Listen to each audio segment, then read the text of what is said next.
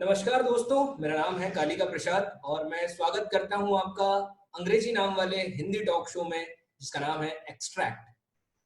यहाँ हम बातें करते हैं किताबों की, किताबों से जुड़ी हुई लाइनों की और उन लाइनों के पीछे जो छुपी हुई कहानियां होती हैं उनकी। आज मैं आपके सामने अपना पहला एपिसोड लेकर आ रहा हूँ। एक ज्वलंत विषय पर एक किताब हमारे बीच आई थी जिसका नाम था परत। लव जिहाद जैसे संवेदनशील मुद्दे पर यह किताब लिखी थी और इस किताब को लिखने वाले हैं हमारे भैया सर्वेश तिवारी श्रीमुख। एक युवा साहित्यकार हैं जिनकी उम्र कुछ बहुत ज्यादा नहीं है, मुझसे कुछ 2 या 3 साल शायद बड़े होंगे। भैया आप ही बताइए कितने बड़े हैं? मुझे आपका पता नहीं है, वैसे मैं 32 का हूँ। तो शायद मेरा अंदाज बिल्कुल ठीक था कि भैया और हम लगभग एक ही उम्र के हैं। हाँ, एक बेहद संवेदनशील मुद्दा था भैया, जिसे आपने अपनी किताब में प्रस्तुत किया। बिल्कुल मैं संवेदन अछूत था। बिल्कुल, मैं चाहूंगा कि पहले मैं अपने प्रश्न रखूं, उसके पहले अगर आप कुछ बताना चाहें तो स्वागत है। नहीं, आपसे ही शुरू करते हैं। बस मैं इतना कहना चाहूंगा कि अ, जिस विषय पर परत लिखी गई उस विषय को अछूत की तरह छांट दिया गया था। हमारी पीढ़ी या हमसे पहले वाले साहित्यकारों ने, हिंदी वालों ने इस विषय को अछूत की तरह छांट दिया था, तो किसी न किसी की जिम्मेवारी बनती थी इस विषय को उठाना। भैया एक लाइन आती है कि भारतीय गांव को आधुनिकता में यही हिस्सा मिला है। 10-15 वर्ष पूर्व तक किसी लड़के के लिए गांव की हर लड़की बहन होती थी। आज लड़कों के लिए अपनी बहन को छोड़कर हर लड़की माल है। क्या लगता है भैया, क्या कारण है इस बड़े बदलाव का? इसका कारण है बाजार, इसका कारण है सिनेमा, इसका कारण है टीवी और इसका कारण है इंटरनेट। मैं गांव में हूं और मैं देखता हूं कि हर 13 से 14 साल के बच्चे के हाथ में मोबाइल है और उस मोबाइल में फ्री इंटरनेट है और एक क्लिक पर उसको ब्लू फिल्म मिल जाती है। बहुत कठोर है ये बात, लेकिन सच है हमारे समय का कि गांव के अधिकांश बच्चों के साथ ऐसा है कि उनके हाथ में ब्लू फिल्म पहुंच गई है। बिल्कुल। जिस तरह किसी समय चाइना को लत लगा दी थी ब्रिटेन वालों ने अफीम की, हमारे बच्चों को लत लगा दी गई है ब्लू फिल्म देखने की। और एक लड़का, एक 14 साल का लड़का जो उस तरह की चीजें देखता है, वो किसी लड़की को इज्जत की दृष्टि से देखेगा, सम्मान की दृष्टि से देखेगा, ऐसा हो ही नहीं सकता। मैं अपना अगला प्रश्न रखता हूं आपके सामने। एक बेहद संगीन लाइन थी जो मैंने पढ़ी किताब में कि धरातल की सच्चाई यही है कि हम अभी भी एक ऐसा समाज नहीं बना सके जहां एक दरिद्र पिता बेटी के जन्म लेने पर मुस्कुरा सके। लेकिन इसमें मैं अपना प्रश्न जोड़ता हूं कि वही दरिद्र पिता जब बेटे की शादी करता है वो भी दहेज मांगता है। जो नहीं मांगता, सोचा जाता है कि उसके बेटे में कुछ खोट है। क्या सोचते हैं इस बारे में? नहीं, इसके लिए पूरा समाज जिम्मेवार है। ये सच है, शहरों की स्थिति मैं नहीं जानता। गांवों की सच्चाई यही है कि हमने दहेज को ही स्टेटस सिंबल समझ लिया है और ऐसा पूरे गांव में है। निम्न वर्ग से लेके उच्च वर्ग तक सब ऐसा ही सोचते हैं। 2 लाख लेने वाला अपने पड़ोस में 10 लाख बताता है। उसको लगता है कि हम जितना अधिक दहेज लोगों को बताएंगे कि मुझे मेरे बेटे को मिला, उतना ज्यादा मेरी प्रतिष्ठा बढ़ेगी। अच्छा, बड़ा बनने की चाह नहीं है, बड़ा दिखने की चाह है। और ये बड़ा दिखने की चाह जो है ना, इसी ने सारा बेड़ा गर्क किया हुआ है। अपना अगला प्रश्न रखता हूं भैया आपके सामने। एक और पंक्ति हमने पढ़ी, पिछले 50 वर्षों से भारतीय सिनेमा में सबसे अधिक यही वाक्य दोहराया गया है, प्यार के आगे तो संसार हारता है। सिनेमा इस वाक्य को नई पीढ़ी के अंदर जैसे ब्रह्म सत्य की तरह स्थापित कर चुका है। मैं अपनी एक बात यहां पर जोड़ना चाहूंगा कि ये ब्रह्म सत्य तो है, प्यार के आगे संसार हारता है, इसे राधा कृष्ण ने बताया, इसे सीताराम ने बताया। सारी पुरानी कहानियां यही बात तो बताती हैं। फिर सिनेमा जिम्मेदार क्यों? अच्छा, मैं बता रहा हूं, मैं उत्तर बाद में दूंगा जी। आप 90 के दौर के फिल्मों को थोड़ा सा उनकी कहानी याद कीजिए। जी। अधिकांश फिल्मों की कहानी ऐसी होती थी कि हीरोइन का बाप जो है वो बहुत प्रतिष्ठित व्यक्ति है, बहुत संपन्न व्यक्ति है, और हीरो टांगा चला रहा है या रिक्शा खींच रहा है या पॉकेट मार है, और उसको हीरोइन से प्यार हो जाता है, और सिनेमा के अंत में हीरो हीरोइन के पिता को गोली मारता है और हीरोइन खड़े होकर मुस्कुराती है, और उसको ऐसे दिखाया जाता है कि प्रेम की जीत हुई है। ये दिखाया था राम ने कि लड़का लड़की के पिता को गोली मारे? ये आदर्श रखा था कृष्ण ने? नहीं, बहुत अंतर है। राम और कृष्ण ने मर्यादा नहीं दी। हम जो भी उदाहरण मतलब पौराणिक उदाहरण देते हैं ना, कहीं पिता की लड़की के पिता की प्रतिष्ठा को लात नहीं मारी गई। सिनेमा ने यह सिद्ध किया है कि लड़की, अच्छा आप अब देखिए कितना घटिया है। एक गीत आया था किसी फिल्म का, वॉल्यूम कम कर पप्पा जग जाएगा। लड़की के पिता को किस रूप में चित्रित किया गया? जैसे जोकर है, मतलब बेटी घर में जन्म ले गई तो बाप जोकर हो गया, दो चार लड़के आके उसका मजाक उड़ाएंगे। ये बना रहे हैं आप, ये आप समाज को दिखा रहे हैं, ये आदर्श बना रहे हैं। घिन आती है ऐसी चीज। राधा के पिता का मजाक नहीं उड़ाया गया। जितने भी पौराणिक कथाएं हैं उनमें कहीं लड़की के पिता का अपमान नहीं किया गया था। आपने ऐसा दिखा दिया पिछले 50 सालों में कि लड़की का पिता है तो कुछ भी कह दो इसको। मैं थोड़ा विषय से हट रहा हूं। उसी दौर की फिल्मों में आप देखिएगा, कॉलेज की लड़कियों के पीछे हीरो जो है वो नाचता है, उसकी स्कर्ट खींचता है, उसको जबरदस्ती गोद में उठा लेता है। ये क्या है? ये अटैक फॉर रेप है, ईमानदारी से कहें। और आपने ये दिखाया है कि नहीं ये लव है। ऐसा एक दो बार नहीं हुआ, ऐसा 100 फिल्मों में हुआ है। तो चीजें बहुत गंदे तरीके से पेश की गई, और वही मैंने कहने का प्रयास किया।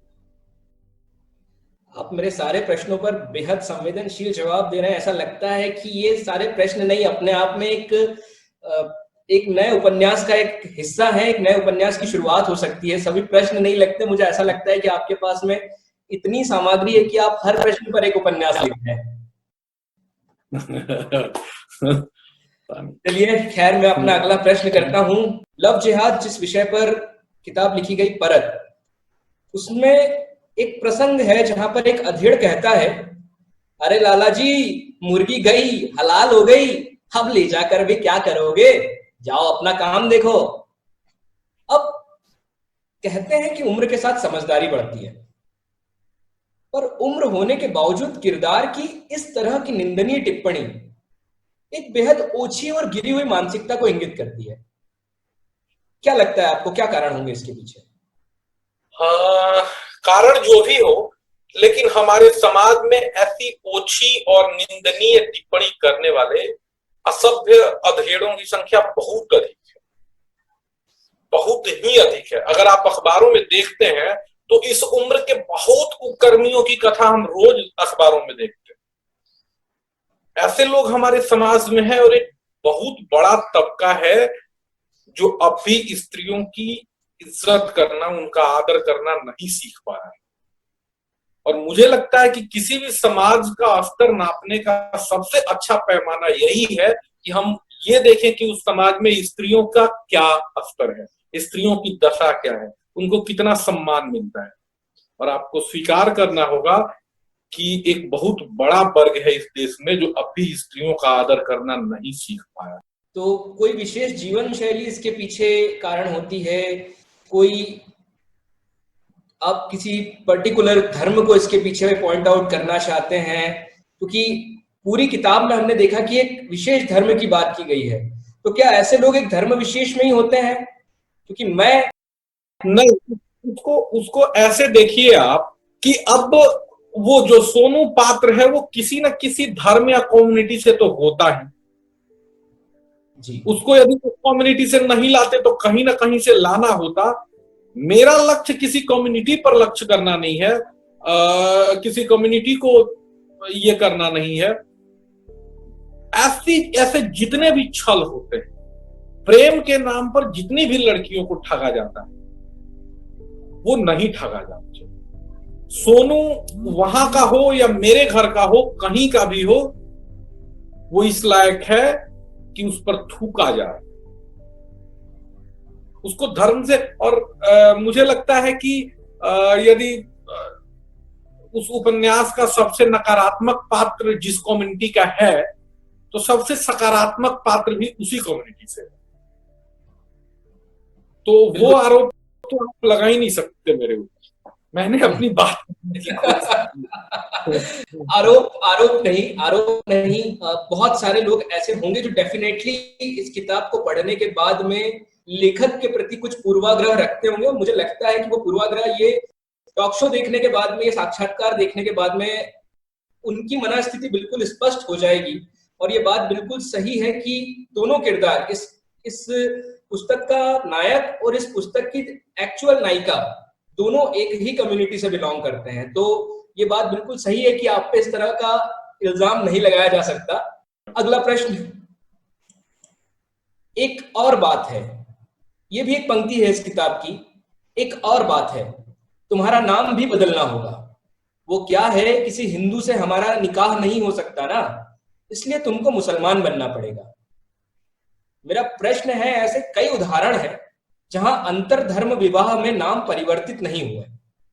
क्या कहना चाहेंगे इस पर? ऐसा आपके पास एक भी उदाहरण नहीं होगा जी, कि उस लड़की को धर्म न बदल लेना पड़ा। गौरी शाहरुख खान से विवाह करती है तो गौरी खान होती है, और यदि मान भी ले कि गौरी से उसका नाम नहीं बदला, लेकिन उसका बेटा अबराम खान होता है। करीना कपूर भले विवाह करने के बाद भी करीना ही रह जाए, लेकिन बेटा तैमूर ही होता है। शारदा सलीम खान से विवाह करती हैं, कितना भी सेकुलरिज्म का दावा कर ले सलीम खान, लेकिन बेटे का नाम सलमान होता है, सूरज कुमार नहीं। ऐसा दोनों तरफ से है। मैं ही किसी क्रिश्चियन की लड़की से विवाह कर लूं, हालांकि शिव विवाह हो चुका है, अब ऐसा कुछ नहीं होने वाला है। बड़ी मार पड़ेगी मुझे। मैं भी कर लूं तो बच्चे तो वही होंगे जो मैं। यहाँ कहीं ना कहीं पुरुषवाद हावी होता है, और मतलब लड़की को ही समझौता करना। तो वो तो एक भी उदाहरण आपके पास ऐसा न मिलेगा कि लड़की को समझौता करना न पड़ा। तो इसके पीछे कारण आप ये बताना चाहते हैं कि धर्म इसके पीछे का कारण नहीं है, इसके पीछे का कारण है पुरुष प्रधान समाज का होना? नहीं, धर्म भी कारण है। लोग अपने धर्म को छोड़ नहीं पाएंगे, हम कितना भी सेकुलरिज्म का दावा कर लें, सच ये है कि हम अपने धर्म से निरपेक्ष हो ही नहीं सकते। कोई हिंदू नहीं चाहेगा कि उसका बेटा मुसलमान, या कोई मुसलमान नहीं चाहेगा कि उसका बेटा हिंदू। वो भले सेकुलरिज्म के दावे कर ले, लंबा लंबा भाषण दे दे, नहीं चाहेगा। हमको स्वीकार करना ही होगा कि हम अपने धर्म, अपने संप्रदाय को लेकर निरपेक्ष नहीं है, हम धार्मिक हैं। अगले प्रश्न पर आता हूं, जो कि फिर से जुड़ा हुआ है स्त्री और स्त्रीत्व से। प्रकृति ने स्त्री को सुंदर बनाया। अब देखिए, अंग्रेजी में भी शब्द है ब्यूटीफुल। हम किसी भी खूबसूरत चीज को देखकर कहते हैं कि ये ब्यूटीफुल है, ये खूबसूरत है। मतलब खूबसूरत शब्द ही स्त्री से जुड़ा हुआ है।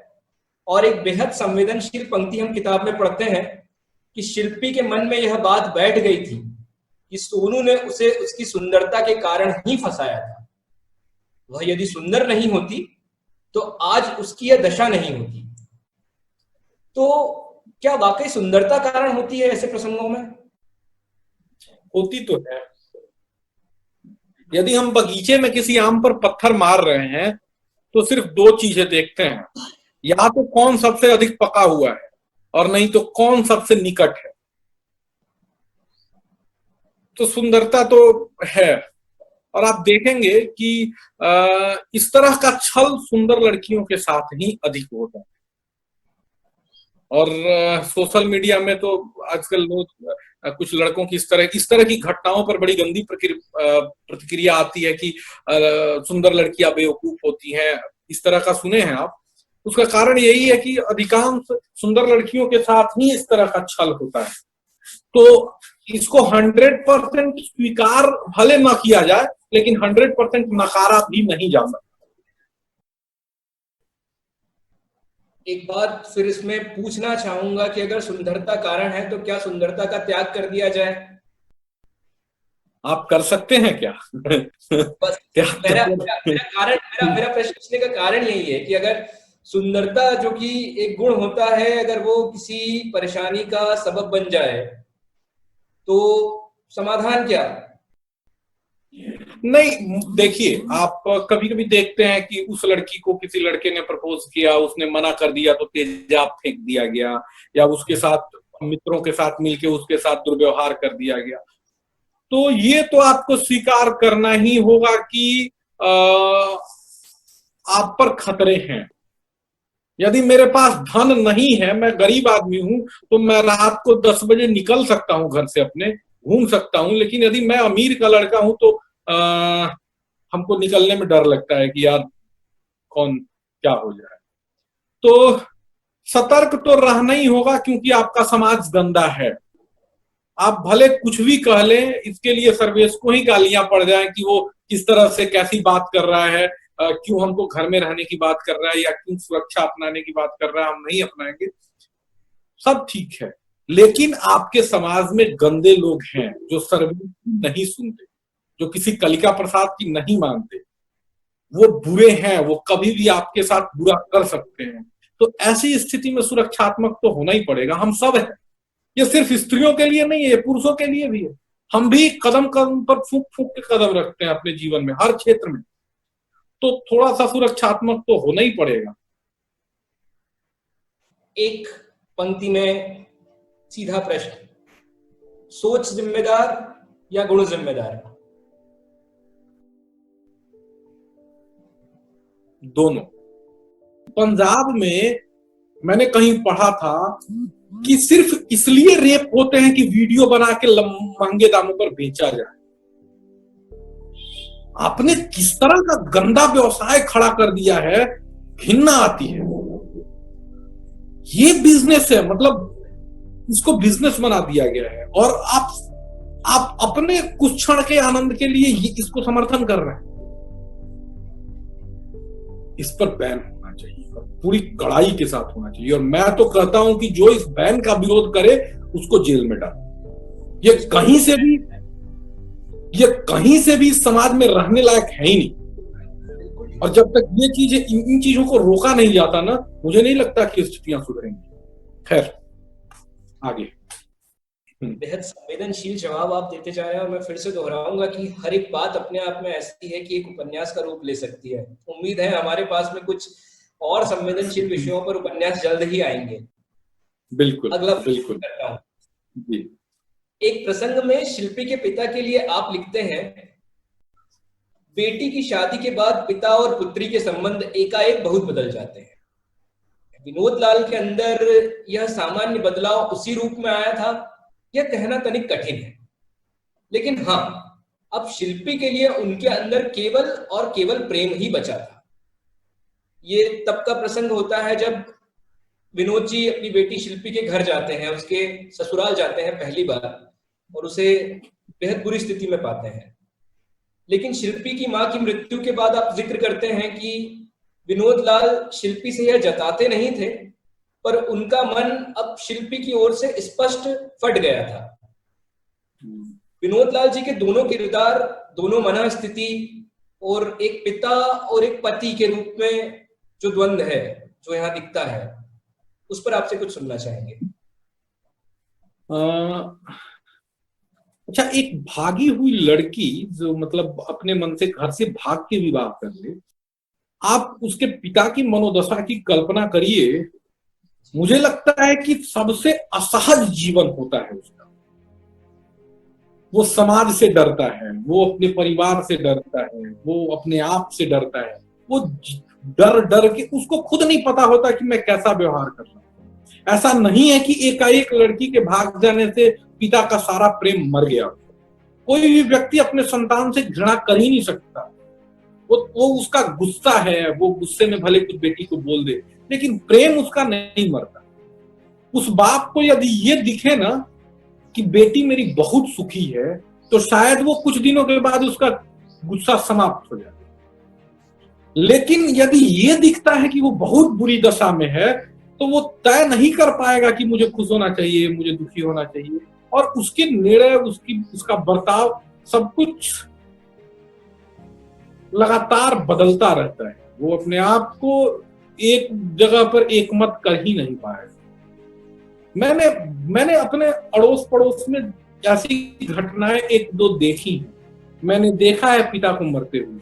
हमारे क्लास की एक लड़की के साथ ऐसा हुआ था, और उस लड़की ने विवाह कर लिया अपने मन से, और उस परिवार, जिस परिवार में उसने विवाह किया, उसकी आर्थिक दशा बहुत ही बुरी थी। एक संपन्न परिवार की लड़की थी और बहुत बुरी आर्थिक दशा थी जिस घर में वो गई। मतलब दरिद्रों के यहाँ चली गई, जहाँ ठीक से भोजन नहीं। 3 साल में उसके पिता 3 महीने में उसके पिता मर गए। हम लोग स्टूडेंट, 3 महीने में वो पिता घुट घुट के मर गया। इसलिए नहीं मर गया कि उसकी प्रतिष्ठा चली गई, इसलिए मर गया क्योंकि वो देख रहा था कि उसकी बेटी मर गई। हम हर बार ये आरोप लगा देते हैं ना कि बाप अपनी प्रतिष्ठा के कारण विरोध करता है। नहीं, हर बाप चाहता है कि मेरा बच्चा, मेरा बेटा सुखी रहे, मेरी बेटी सुखी रहे। एक बाप अपना खेत बेचता है, किसान, आप सोचिए गांव में, जो व्यक्ति जीवन में कभी खेत नहीं बेचता, वो भी बेटी के विवाह में बेच देता है कि चलो 1 बीघा कम रहे, बेटी सुखी रहे। अपने जीवन में आदमी सबसे अधिक कर्ज तभी लेता है जब बेटी का विवाह करना। हमारे गांव में कहा जाता है ना कि बेटी के विवाह में खेत बेच दो तो बुरा नहीं है, पुरखों के सामने शर्मिंदा होना नहीं पड़ता है। वहां वही एक अवसर है जहां खेत बेचने की छूट दी गई है। हर बाप चाहता है कि बेटी सुखी रहे। ट्यूनिंग और प्रेम से जीवन नहीं चलता, संबंधों में समर्पण होना चाहिए। हमसे पिछली वाली पीढ़ी हाथ पकड़ने को सबसे ज्यादा मूल्य देती थी कि एक दूसरे का हाथ पकड़ा है, नहीं छोड़ेंगे। आपने उस हाथ पकड़ने वाली भावना को हटा दिया, आपने उसके जगह पर एक फर्जी प्रेम घुसेड़ दिया कि प्रेम होना चाहिए। वो प्रेम 3 साल में समाप्त हो जाता है। खैर, ये मेरा विषय नहीं था और मैं प्रेम का विरोध नहीं कर रहा हूँ। मुझे आप अपवाद की सूची में डाल लीजिएगा, क्योंकि 3.5 साल मेरी शादी को भी हो चुके हैं और ये एक प्रेम विवाह है। सुन नहीं रही है ना? सुन नहीं पाया, एक बार फिर से चाहेंगे, रिपीट कीजिएगा। आपकी नहीं ना सुन रही है ये वीडियो? वो इस वीडियो की क्यूरेटर हैं और वो इस वीडियो को पैरेलली रिकॉर्ड कर रही हैं।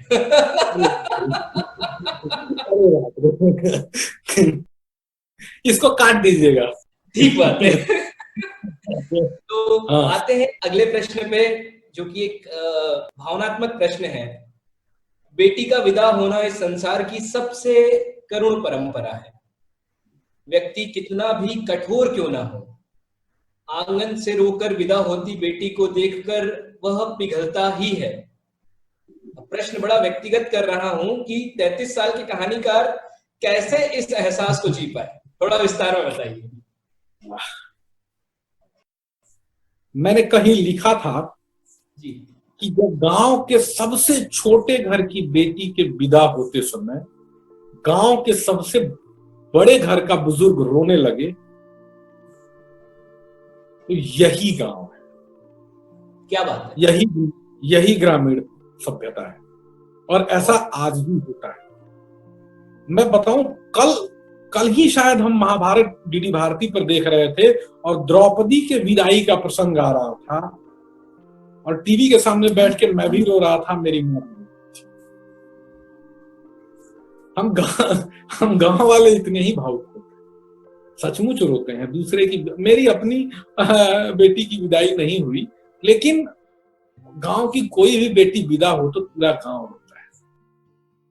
अंतिम प्रश्न है, लग नहीं रहा है कि अंतिम है, ऐसा लग रहा है कि जैसे अभी चर्चा शुरू ही हुई थी। तो अपना आज का अंतिम प्रश्न रखता हूं कि फिर से संवेदनशील प्रश्न है और मुझे अब कोई शक नहीं रह गया कि इसका जवाब भी उतना ही संवेदनशील तो नहीं कह सकता हूं, लेकिन बहुत ही प्रेरणात्मक होगा। बहुत सारे लोग उससे बहुत कुछ चीजें सीख कर जाएंगे। तो प्रश्न है कि एक पंक्ति है, सेक्युलरिज्म जनता को मूर्ख बनाने का हथियार है। मुझे व्यक्तिगत रूप से लगता है कि कट्टरता का स्पेक्ट्रम बेहद अजीब है। क्या लगता है आपको, सेक्युलरिज्म अगर मूर्ख बनाता है तो हमारे भारत का संविधान, जिसकी पहली पंक्ति है हम भारत के लोग, तो उसका स्वरूप क्या हो? अगर सेक्युलरिज्म ना हो तो हम भारत के लोग क्या हों? मुझे लगता है कि आज तक किसी ने भी सेक्युलरिज्म शब्द को ठीक से परिभाषित नहीं किया और आप कर भी नहीं पाएंगे। व्यक्ति निरपेक्ष हो ही नहीं सकता, न धर्म से, न अपने संप्रदाय से, न अपने समाज से, न अर्थ से, न व्यवस्था से। आप कहीं से भी निरपेक्ष नहीं हो सकते। आप धार्मिक ही हैं। एक मुस्लिम मुस्लिम ही है, सर्वेश हिंदू है तो हिंदू ही है, एक क्रिश्चियन क्रिश्चियन ही है, वो निरपेक्ष हो ही नहीं सकता। आप एक भी उदाहरण नहीं दे सकते इस देश में कि कभी किसी एक विषय पर ये दोनों कम्युनिटी या सारी कम्युनिटी एक मत हुई हो। अरे हम तो वोट देने के समय पट जाते हैं भाई। एक छोटी सी विपत्ति आज हमारे देश पर आई है, आप देख लीजिए कहां है भाईचारा। हम हो ही नहीं सकते। मैं ये नहीं कह रहा हूं कि ये दोनों एक साथ नहीं रहने चाहिए, मैं ये कह रहा हूं कि हम एक दूसरे में इंटरफेयर करना बंद कर दें, तभी हम एक साथ सुखी रह पाएंगे। जब हम एक दूसरे में घुसने का प्रयास करते हैं ना, सारी परेशानियां वहीं से बढ़ती। पर एक बात और है,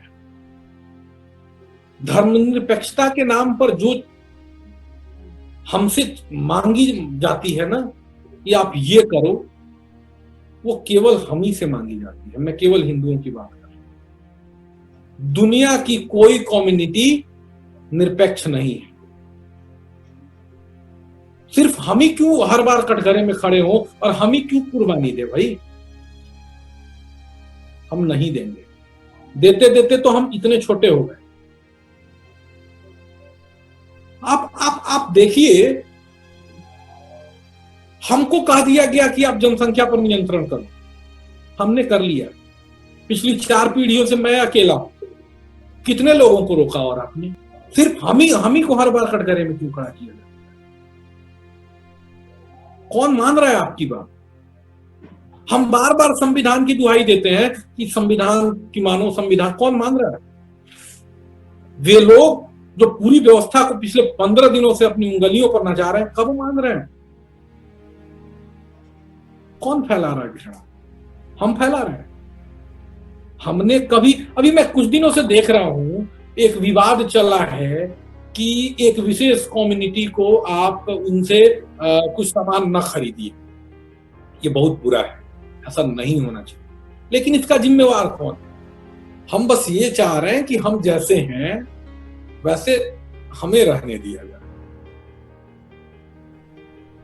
आपको पता है काशी विश्वनाथ मंदिर 10 बार तोड़ा गया। जिस रजिया सुल्तान को मध्यकाल के अच्छे शासकों में गिना जाता है, उस रजिया सुल्तान ने भी एक बार काशी विश्वनाथ मंदिर तोड़ा। फिर भी हम रजिया को गाली नहीं देते। सहिष्णुता इस दुनिया में हमसे शुरू होकर हमसे ही समाप्त हो जाती है। यही आज का सच है। हम अपने लिए भी यही चाहते हैं कि हमको इसी तरह रहने दिया जाए। बहुत सुंदर, बहुत सुंदर। आज हम जिस पुस्तक पर बात कर रहे थे, परत मेरे साथ में है, आप सभी को दिखाना चाहूंगा ये परत, और ये वो नाम है सर्वेश तिवारी श्रीमुख। ध्यान से देखिए। अगर आपने अभी तक ये किताब नहीं पढ़ी हो तो अमेजन पे जाके आप इसे लॉकडाउन खुलते ही तुरंत ऑर्डर कर सकते हैं। 20 तारीख के बाद से अवेलेबल होगी। और सर्वेश भैया ने अपना इतना अमूल्य समय दिया, लॉकडाउन के समय एक बेहद खूबसूरत चर्चा हो पाई, इसके लिए भैया आपका बहुत बहुत आभारी हूँ। और सहयोग धन्यवाद। कि सच में बहुत मजा आया।